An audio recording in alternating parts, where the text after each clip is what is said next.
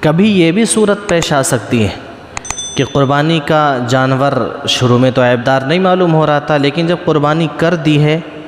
اب معلوم ہوا کہ جانور عیبدار تھا اور ایسا عیب ہے کہ جس جانور کی ہم قربانی نہیں کر سکتے، تو اب کیا کریں؟ تو اس کا حکم یہ ہے کہ قربانی کرنے کے بعد میں یہ معلوم ہوا ہے کہ جانور میں کوئی ایسا عیب ہے